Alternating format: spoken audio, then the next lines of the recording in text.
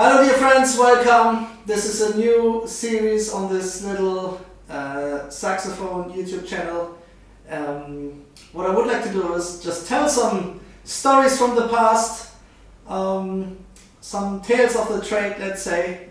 And today we're going to talk about one time where I really failed. So it's a very nice story. I was around 17 years old, so very young. I think I was still in high school, and I did this internship in Berlin for some United Nations organization. And of course, what did I do? I checked out all the jazz clubs in Berlin because it's quite common to go for a jam session, play a few songs and so on. But at that time I was very young, I was very inexperienced, I couldn't play very well, quite frankly. So what I did is I checked different jazz clubs and I found one. I think it was the A-Train. I think it still exists. And I sent an email, and in this email I said explicitly, look, I'm a young guy from the West. I'm here for an internship. Could I join the jam session and play a few songs? And I actually named the songs. I think it was 2 jazz standards. I don't remember the songs. It could be Blue Bossa or something like that. So like a very common jazz standard, a very common jazz song. And I literally asked, can I come by during the jam session and play those 2 songs in original key? And they answered and said, yeah, sure, come by. So I thought, all right, no problem. So I took my alto sax, my main instrument, and I went there during that jam session. On that night, there were some people in the crowd. Thankfully, it wasn't too crowded neither. And these 4 jazz players are sitting there. I think it was a rhythm section. So a piano player who was kind of the boss there, a bass player, a drum player, a drummer, I think a guitar player, something like that. And I came into the jazz club. I don't know, it was maybe around 7 o'clock or 8 o'clock, and they were already playing like in full swing. And I think they saw me coming in with an instrument. So the guy seemed to remember that email, and while they were playing, the guy told me, yeah, come up. Okay, so I put down my bag, I assembled my saxophone, I got ready, and when the moment was right, I went to them and joined them on that little stage. And I could literally only play those 2 or 3 songs. That's what I practiced, and I could barely play those. So you know what I mean? Like I wasn't very experienced with improvising or playing unknown songs, quite frankly. I mean, I neither oversold myself. I said it very clearly in that email. I guess they just rushed over it and said, yeah, come by. So I'm standing there, and he says, yeah, what you want to play? And I'm like, yeah, as I told you, I would like to play Blue Bossa and another song. And he goes like, nah, that's not good. Let's play something else. And he named another jazz standard, but a less known one, and I couldn't play it. And they didn't give me a chance neither to react to that. So they just started playing, and I'm standing there. And they're playing up tempo as well, like fast, like the chords changing in every single note, And I was like, oh my god, what I'm gonna do? Like today, thinking back, I should have just either left or not play, but I was standing there. They started assuming that I could just play anything, which I couldn't. So I just I didn't want to stay away from the challenge, so I just went for it. I thought, what, let me try to get through this. So I could barely play the theme. I didn't know the song, and then it came to improvisation, and I couldn't play. It was too fast. It was too many changes. I really couldn't play. I played completely out. And you know what's funny?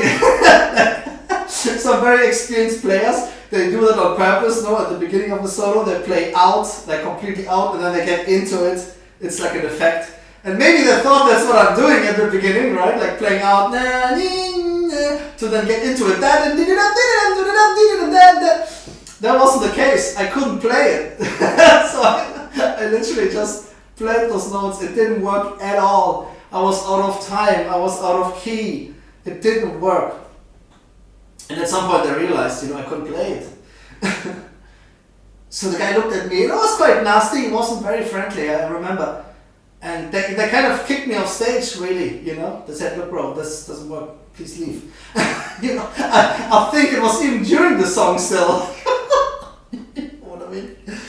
Oh man, I felt so bad. I was completely destroyed. I was, I packed up and left.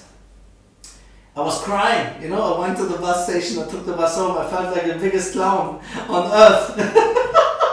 It was really soul crushing. Like I got literally kicked off stage. And you know what, to give the whole thing a positive spin though, after I had thought about the whole thing, I was like, you know what, this is not gonna happen again. I'm gonna come back there, and I'm gonna play properly. And that's what happened years later, but that's for another video. So sometimes in life, we need to really eat some dirt and fail and fall down in order to learn and improve and get motivation to get better. So nowadays when I tell a story, I always have to laugh and I find it funny. It's a long time ago. Back then, of course, it wasn't funny. But it was also a big lesson. I don't think I did do anything wrong. I mean, I was very transparent. But maybe assuming that they would just play those songs I picked, maybe that was a bit too much. I don't know. Maybe you should only show up in a session like this when you have more experience. And most likely they didn't read that email in detail. I thought there was some guys coming by, play some songs and so on. I don't think they had a very bad intent, It's not that they wanted to put a trap or anything, or that they wanted to make me look bad in any way. It's just like, maybe they played the song already or whatever it was, they didn't want to play it, so they just on the spot switched to something else, assuming that I could just, play that one. I don't remember the song they played, by the way. It was up-tempo anyways, like a hard bop piece. I think it was a Charlie Parker piece even, and something like this you have to really know like in detail in order to play it live. And I could only play another Charlie Parker song back then, I think, which I learned for weeks. Anyways, yeah, so that's my story. It was very sad back then when I was a young guy, but it actually gave me positive motivation. In the years to come, I played in many jam sessions, many concerts, bands, and it was always amazing. But this is a great lesson for me personally, even today. Getting kicked off stage, it doesn't feel great. But sometimes in life it's a good thing to happen, and then you will sit down, you will practice more, learn more songs, learn how to improvise properly, and all these kind of things. Of course, the learning never stops. I really believe that. And personally, I feel like a student archetype. There's always things to learn, even for me now. Like every player, I have my strengths and my weaknesses. My strengths are probably in the area of sound and expression, articulation, but there's a lot I have to learn on the side of more licks, more jazz vocabulary, up-tempo songs, like these kind of things. There's always more to learn. It never stops. Anyways, I hope you enjoyed that little story. If you like it, let me know, and I'm gonna continue this little series here and play we'll talk about other stories in the future, other things I lived through, also positive things. Let me know if you like that. Lots of love. Take care. Always stay positive.